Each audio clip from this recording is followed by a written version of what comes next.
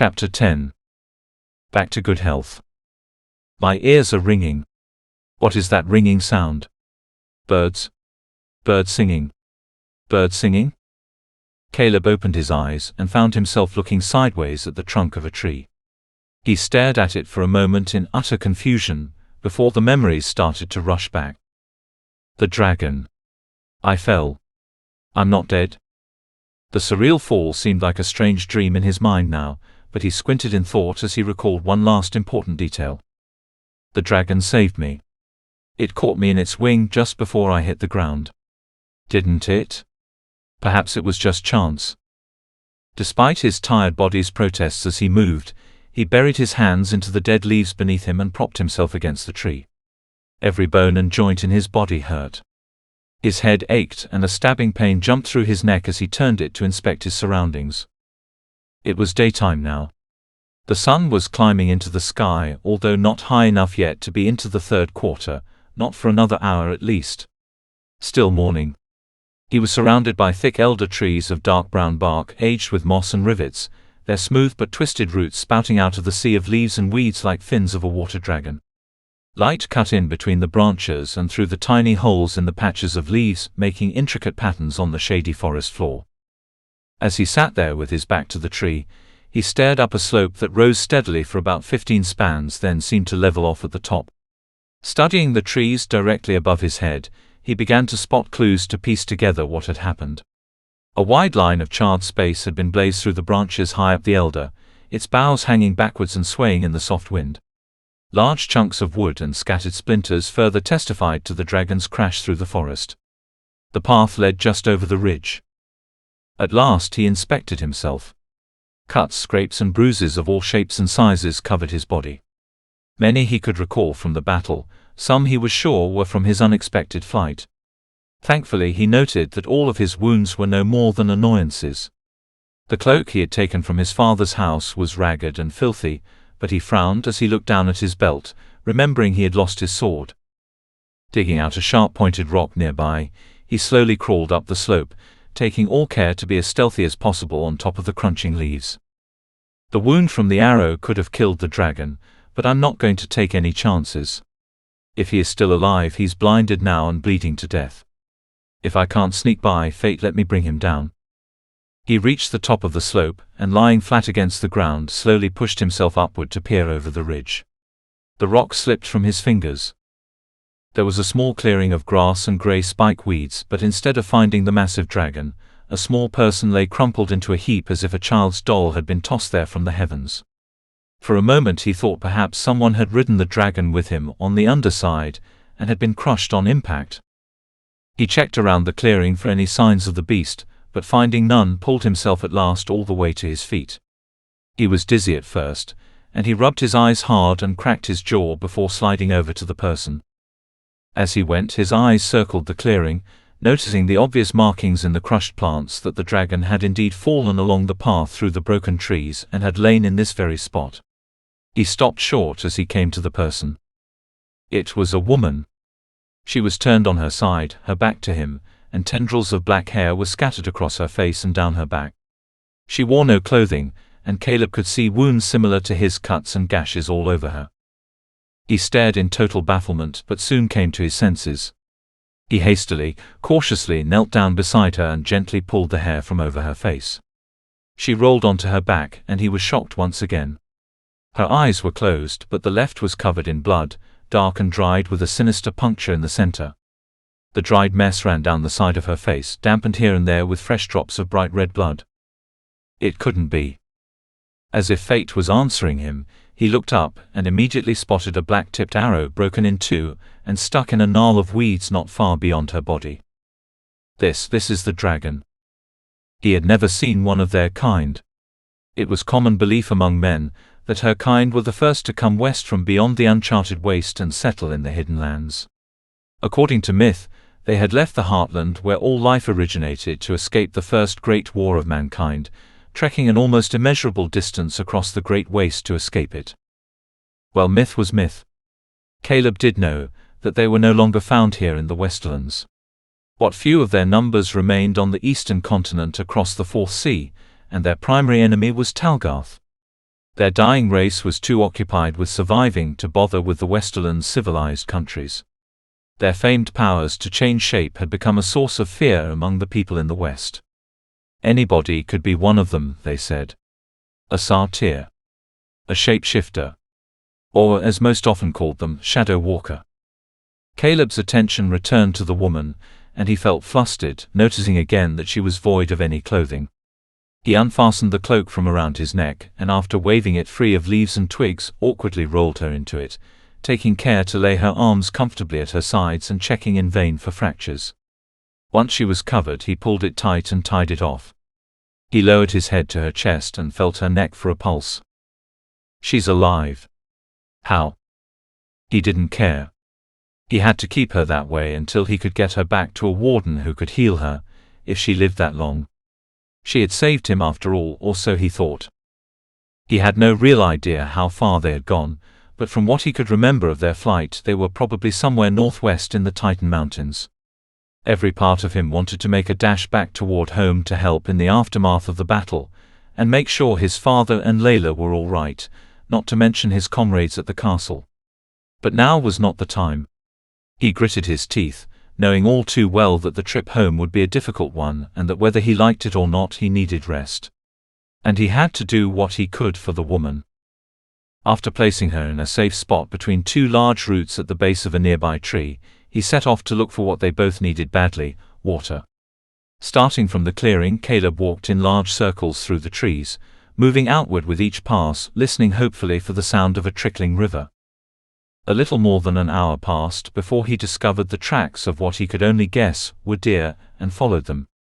The trail steadily moved downhill, another promising sign, and eventually, to his relief, led him to a stream. It was small, only about 5 spans wide, and ran in a straight line cutting right through the trees, bubbling and rolling around the trunks of a procession of massive elders. 30 spans further, it dropped over an edge and twisted its way out of sight. When the sun had climbed directly overhead several hours later, Caleb was sweating and more tired than ever. He had carried the woman to the river and washed the eye wound as best he could. Afterward, he had tied strips of material together from his sleeve, and wound the makeshift bandage around her head to stem the trickle of blood. During the process, he noted how odd it was that the blood from her wound was scanty, and more odd still that she was alive at all. Placing her in a shady spot against a tree, he looked up at the sky and gratefully saw that the recent rain clouds had passed and that there would be no need to build a shelter. He moved on to the next task. As the day moved onward, he bitterly realized that he would have to wait until the following day to start his journey home. He would need food, and that would require a weapon. There was much to be done, and with no telling how long the road back would be, he concluded he would not risk making the situation worse by being rash and leaving prematurely. Getting a pit built for a fire took considerably less time than finding water, and as he threw in the last bundle of dry wood he had gathered, he finally sat on a rock nearby and wiped his forehead with the back of his hand. That should do for now. His belly nagged him for food, and he immediately started forming plans to make a weapon for hunting, but his exhaustion won him over. He sat on the rock staring over the fire pit at the woman on the other side, bound tightly in his cloak, with her head lying to the side and her exposed eye closed. She was still breathing shallowly. As he watched, a leaf fell from the tree and landed softly on her head. She must be the dragon. She must be a shadow walker. I suppose they truly are evil then. But why was she aiding the invaders? Is not Talgarth her enemy? He recalled the image of the great wings spreading out below him as he fell. Was that deliberate? Of course it wasn't. She was trying to break her fall, that's all. It wouldn't make sense to attack us only to save me from my death just after. He threw a rock into the river and massaged his sore muscles as his mind continued to wander. Eventually he reached his hand into his pocket and was surprised to find a hard metal ring inside. He had forgotten. He pulled it out and looked at the red stone on its head and the glittering specks of light reflecting from the silver band, and clenched it tightly in his fist. Fool! I should have given it to Layla when I meant to. Long ago, when the world was not at war. A fool and a coward. Layla, may fate keep you until I return. As much as he reassured himself that the soldiers had kept her safe in the last hours of the battle, the fear stayed firm in his heart that she could just as easily be dead. What if the invaders claimed a victory in Tritus? What if the whole city was sacked, King Halus killed, and the people burned? Fate, no. That could not have happened. And how did Talgarth unite so many Gruuls to their cause? How did they get into the city in the first place? He realized that the unanswered questions buzzing in his mind kept him from resting at all. He let himself slide down the face of the rock to the ground and tried to clear his mind. When the attempt failed, he stood up and brushed himself off. Determined to be ready for dark, he set to work assembling a weapon. With a little effort, he was able to find a suitable rock to shape into a blade, and another to use as a chisel. He hacked and ground away the edges until it formed a suitable knife blade, and sharpened it on the face of a rock after wetting it with river water for better results. Mounting it to a broken deer bone from the forest floor with strips of bark from the elder tree, he examined his work and frowned at what was now his knife. It's been a long time since I've had to do anything like this, and fate does it show. Commander Arvis would weep if he saw that his lessons and training resulted in rubbish like this. I suppose it's better than nothing. He hoped the knife would work well enough to gut fish from the river, which was the only thing decent he knew he could get. He wished he had a bow to fell a deer or some other sort of forest animal and have hardy meat for his meal, but knew that was out of the question. There was no time. A little searching, and he could surely find a pliable enough branch to make a bow, but it would take days of preparing animal hide or tendons to make a strong enough string to down a beast, not to mention hours of whittling at the grain of the wood with his sad knife to make the nocks and other adjustments. Not enough time. Fish and berries would have to do for now. He found a strong stick and using his knife carved the tip into a point. Checking on the woman again and seeing no change, he removed his boots and rolled the legs of his pants up and waded into the river armed with his spear. In spite of the hot late afternoon sun, the water was shockingly cold, but the rough riverbed felt good on his tired feet. After a while of looking, he was starting to fear the river was too fast to house fish, but at length spotted one and then another and another. A few lousy attempts to steal upon and spear one reminded him that he was never great at fishing, not like Anselm, who seemed to somehow coax them right to where he could grab. Perhaps he was using hexes when he fished. Fate, I should have become a warden.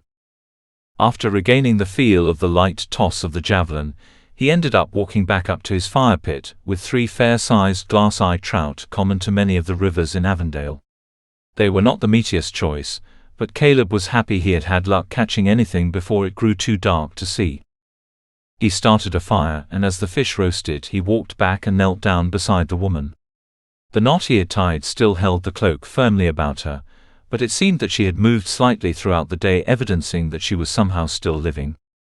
Earlier, he had tried to give her water from the river, but only drops had made it past her lips. One more try before nightfall. He picked her up and carried her to the bank, staring at her pale face shrouded in straight strands of black hair. For the first time he felt sorry for her. Instead of a monster, an enemy that had nearly destroyed his home, he saw a miserable woman badly wounded and totally helpless. Her one visible eye had long lashes that drew down her lid, and her mouth was frozen in a sad frown. He tripped over an elder root as they approached the bank, but he quickly caught himself. To Caleb's ultimate astonishment, when he put a handful of water to her mouth, she drank it down, although her face didn't change otherwise. She must be special somehow. Are all shadow walkers this way? He brought another hand of water to her, and she took it. Another. Anyone else would be long since dead. At this rate she will be carrying me home by morning.